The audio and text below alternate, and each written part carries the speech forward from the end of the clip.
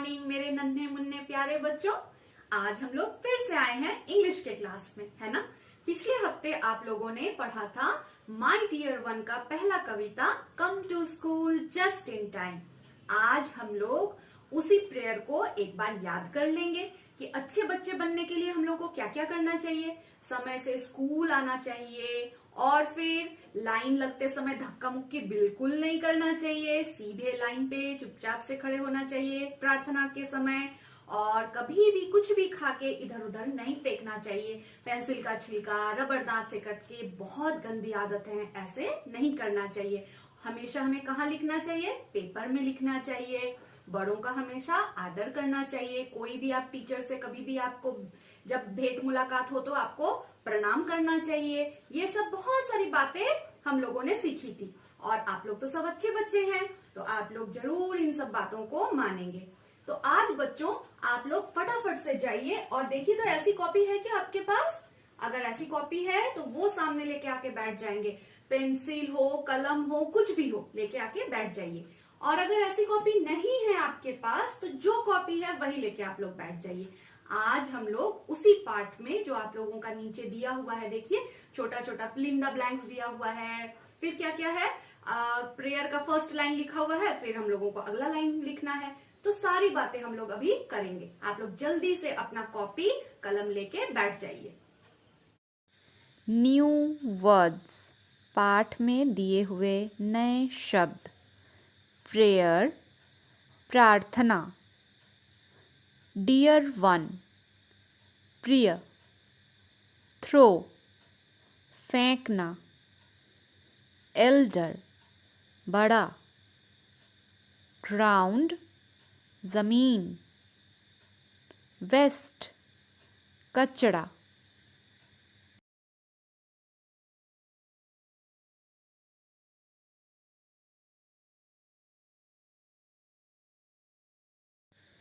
Let's find words in the poem which rhyme with.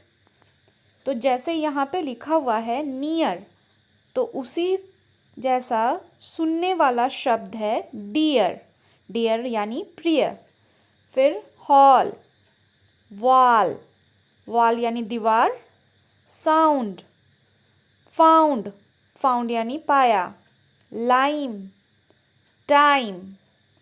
Bike, like. Fine, mine. तो बच्चों ये जो एक जैसे सुनने वाले शब्द होते हैं इसको राइमिंग वर्ड्स कहते हैं। और हमेशा राइमिंग वर्ड्स ढूंढने के लिए हम लोग को क्या करना पड़ता है आपको पता है? उसकी स्पेलिंग देखनी पड़ती है। जैसे देखिए NEAR नियर है, उसमें N को हटा के D लगा दिए तो डियर बन गया। उसी तरह से H को हटा के W लगा दिए तो वॉल बन गया। अब फाउंड में S हटा दिए, F लग गया, फाउंड साउंड एक जैसा सुनने में लग रहा है। उसी तरह से लाइम, नींबू, टाइम समय, L हट गया, T लग गया। फिर बाइक, लाइक, बाइक में देखिए B हट गया तो लाइक बन गया, L लगा दिए लाइक बन गया। FINE फाइन, MINE माइन एक जैसा सुनने में लग रहा है। फाइन यानी अच्छा, माइन यानी मेरा। F हट गया, M लग गया, है ना। तो बच्चों इसी तरह से हम लोग राइमिंग वर्ड्स हमेशा ढूंढ सकते हैं किसी भी कविता से।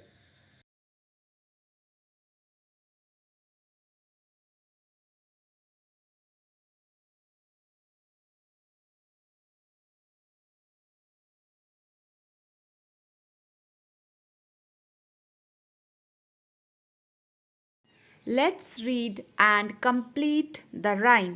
इसके बाद एक लाइन लिखी हुई है, आपको दूसरी लाइन लिखनी है। Come to school just in time. Next line होगा go to prayer just in line. School समय से आना चाहिए और प्रेयर को भी लाइन में लग के करना चाहिए, प्रार्थना भी लाइन में लग के करना चाहिए। तो पहला सेंटेंस क्या लिखा हुआ है? Come to school just in time. अगला होगा go to prayer just in line. इसके बाद लिखा हुआ है never throw waste on the ground. जमीन पे कभी भी गंदा कुछ भी नहीं फेंकना चाहिए। Give your teacher what you found.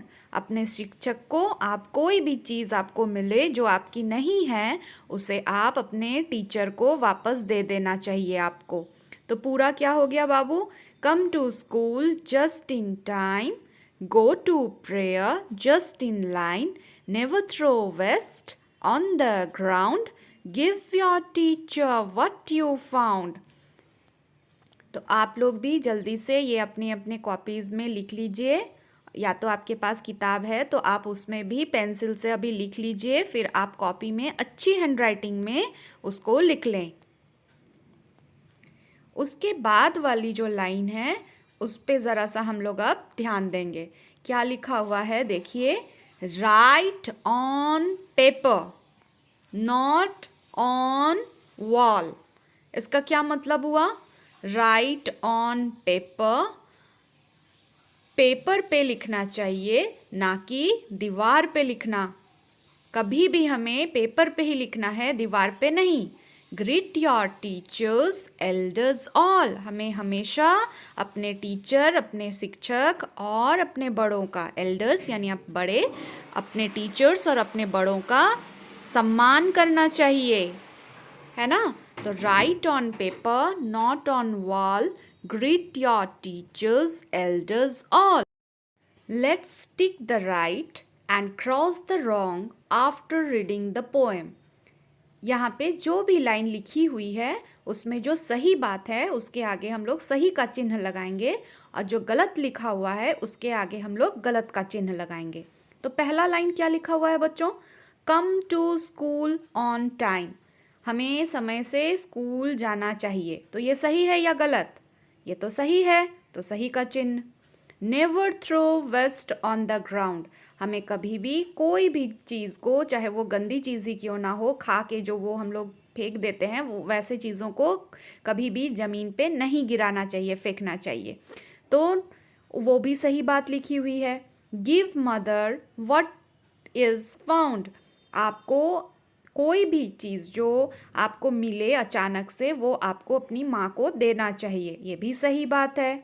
Right on walls not on paper. ये सही है कि गलत है? क्योंकि दीवार पे लिखना चाहिए कि पेपर पे लिखना चाहिए? हमें तो हमेशा पेपर पे लिखना चाहिए, दीवारों पे नहीं। तो ये गलत बात लिखी हुई है। उसके बाद वाला है बच्चों, greet your teachers and elders. आपको हमेशा अपने शिक्षक और अपने बड़ों का सम्मान करना चाहिए, अभिवादन करना चाहिए। तो ये सही बात लिखी हुई है। तो बच्चों जो जो सही है उसमें सही का चिन्ह लगा हुआ है, और इसमें से एक गलत बात लिखी हुई है, इसलिए वहाँ पे गलत का निशान बनाया हुआ है। इसको भी आप लोग कर लीजिए।